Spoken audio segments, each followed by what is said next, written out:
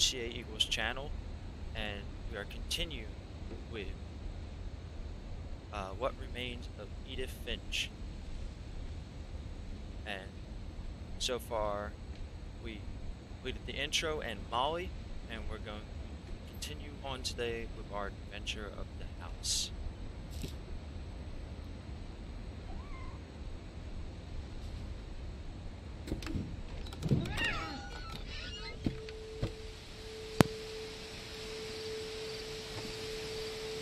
This will be obvious later, but my mom never told me any of these stories.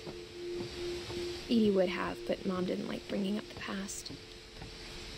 Though, when we adopted a stray kitten, she was the one who named it Molly.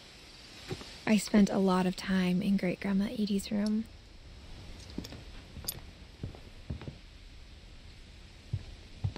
Her room was like a museum.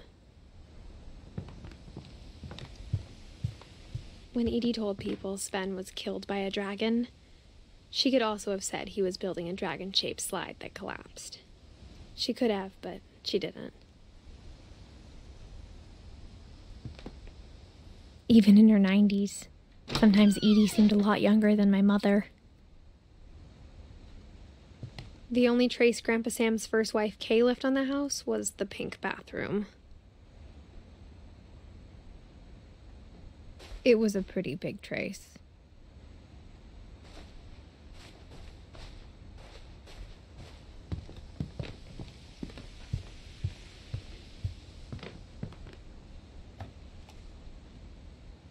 For 500 years, the Finches have been famous throughout Norway for their fortune and misfortune.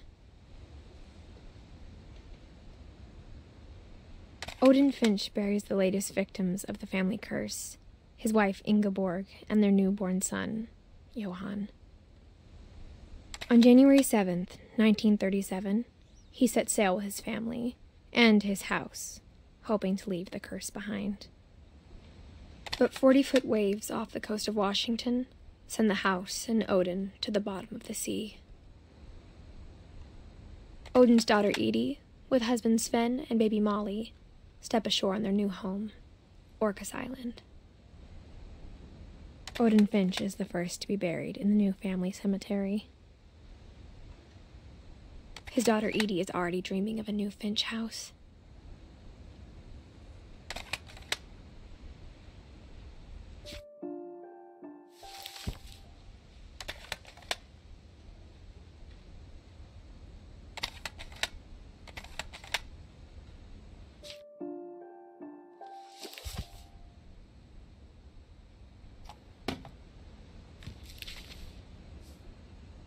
Whatever's wrong with this family, it goes back a long ways.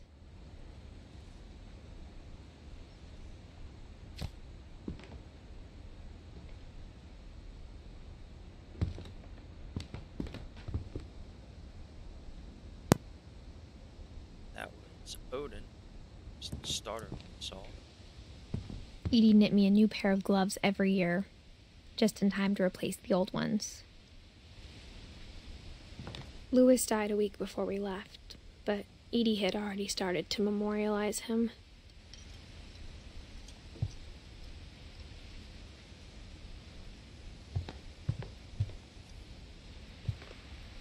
Edie gave a big interview about a mole man living under the Finch house. My mom was furious. I hadn't thought of myself as Edith Jr. for a long, long time. One summer, they evacuated the island, but Edie refused to go. For a few weeks, she was a celebrity.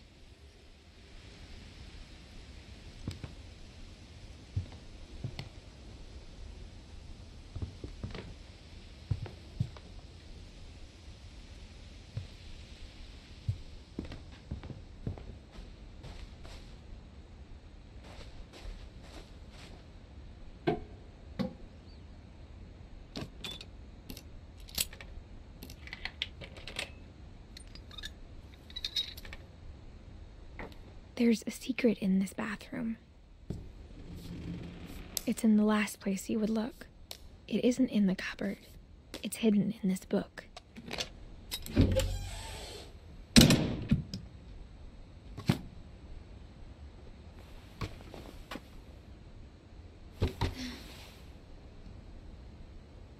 Sven gave Sam an old camera he'd refurbished. He never put it down.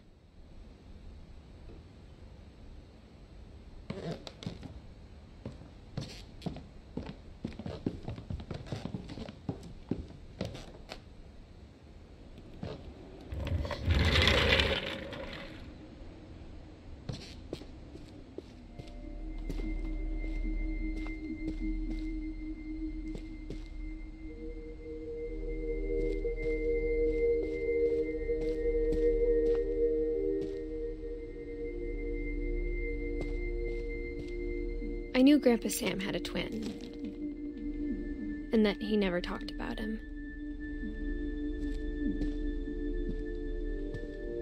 I guess my grandpa didn't like history any more than my mom did.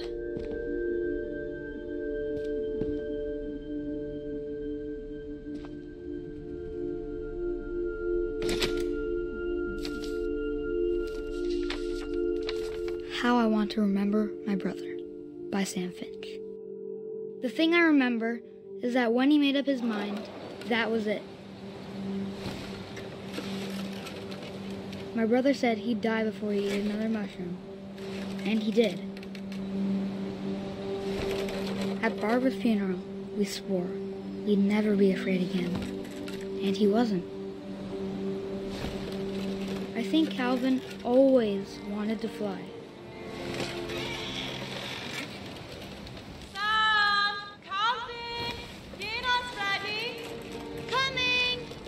But that day, he finally made up his mind to do it. I told him going around was impossible.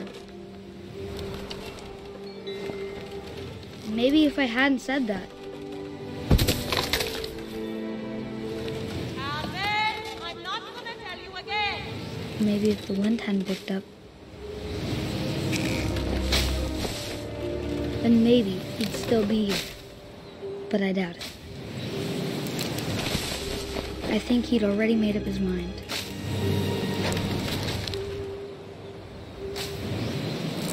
That's what I want to remember about my brother.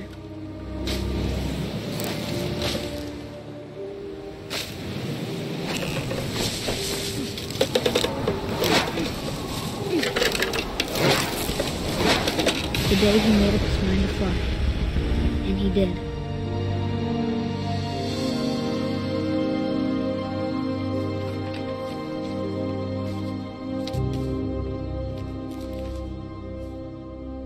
Calvin's story felt strangely familiar. When I was younger, I remember trying to do the exact same thing.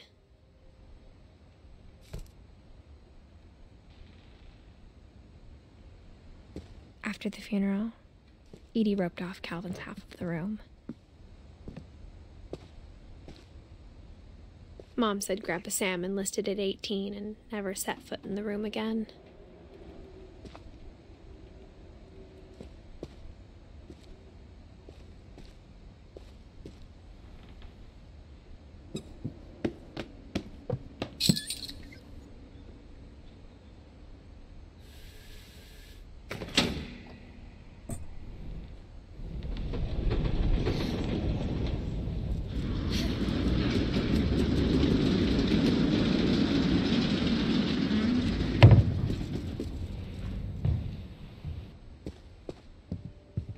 The passages were a pretty tight fit.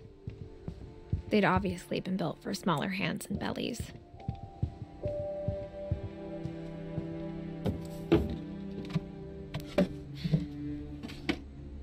Growing up, I always thought of Barbara as a child star.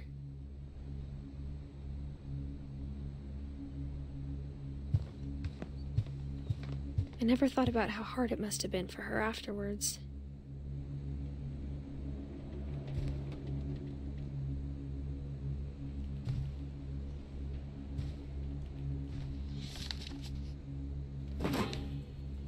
Of all the stories people wrote about Barbara's death, I'm surprised Edie saved this one.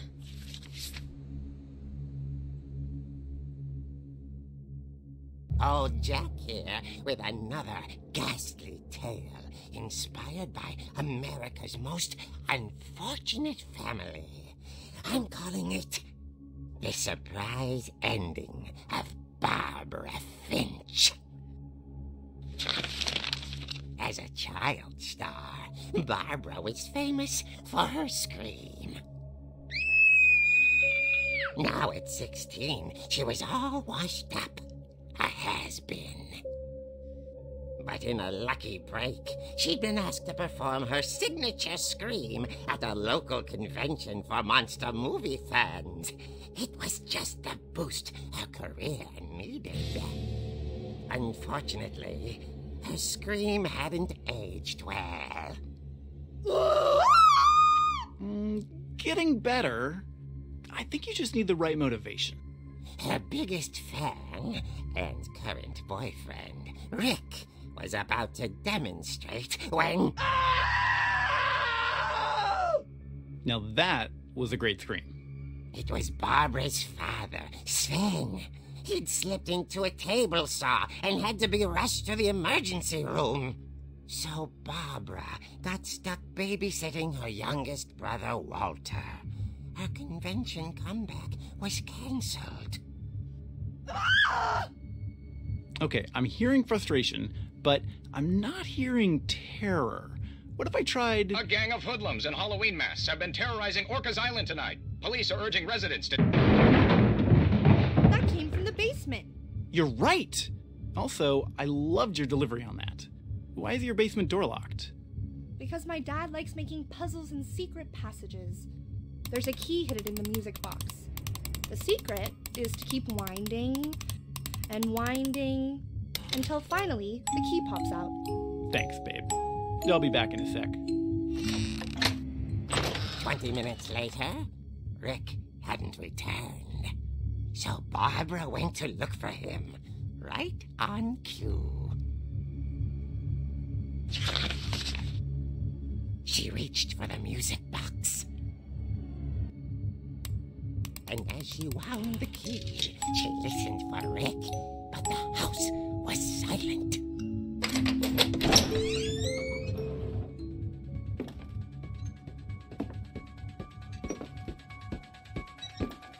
She found Rick's crutch and imagined the worst.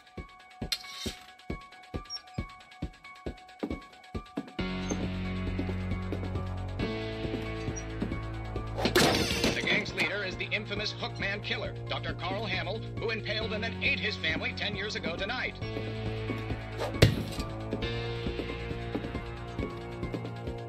The old fridge rattled and grew still. Oh dear! Oh! Rick? Barb, relax. I was just trying to scare you to help you find your scream. Well, I'm not scared, Rick. I'm furious. Then act furious. All I'm getting from you now is that you're hurt and confused and She threw him out, but she kept a little something to remember him by. Barb, have you seen my other crutch? And she was still holding it when she fell asleep watching the late picture show. Hours later...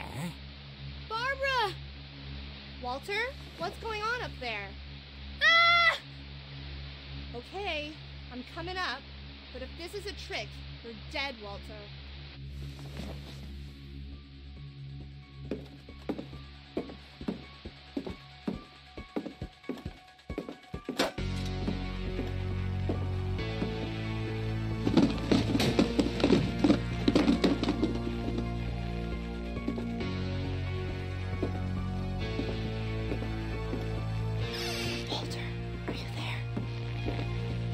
Walter had vanished, but his bedside radio was still on. Orcas Island police describe the man as 6 feet tall, with a steel hook for a hand. Residents are urged to lock all doors and windows and notify the police of any suspicious activity. Barbara turned, saw the hook man, and was speechless. He was quite smashing.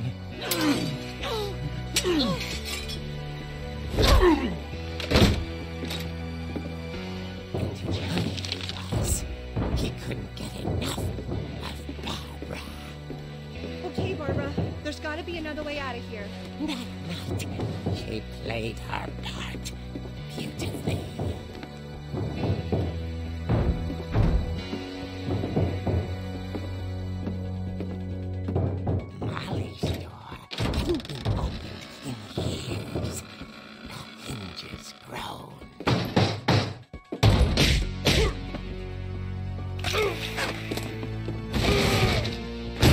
He wasn't moving, but she sensed the story might not be over yet.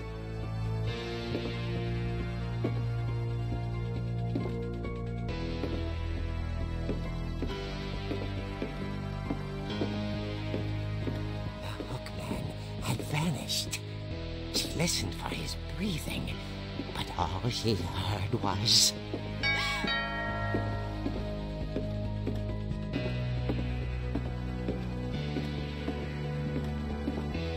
At the door, she heard whispering. It was coming from inside the house.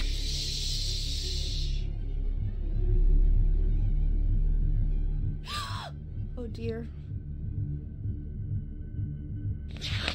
The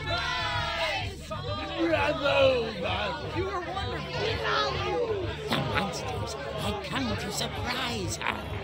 For Barbara, it was a dream come true. Then she saw what kind of monsters they were, and she realized what was about to happen.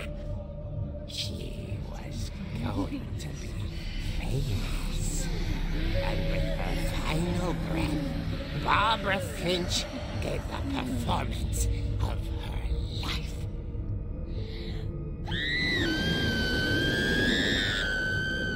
I wasn't there myself, but I hear Barbara was magnificent. Poor girl. She had a taste for stardom. But unfortunately, so did her fans. Of course, the police blamed it all on poor Rick, who disappeared the same night. And little Walter, hiding under his bed the whole time. He took it all pretty hard, but that's another story. As for Barbara, tucked inside the music box is all they ever found of her. Her ear. Now that's what I call a real eerie tale.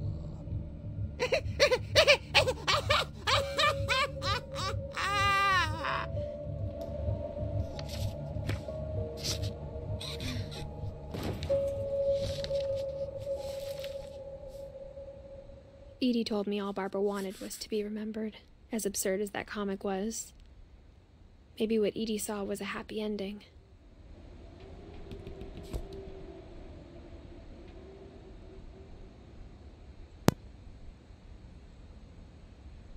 And we'll end part 2 there with Barbara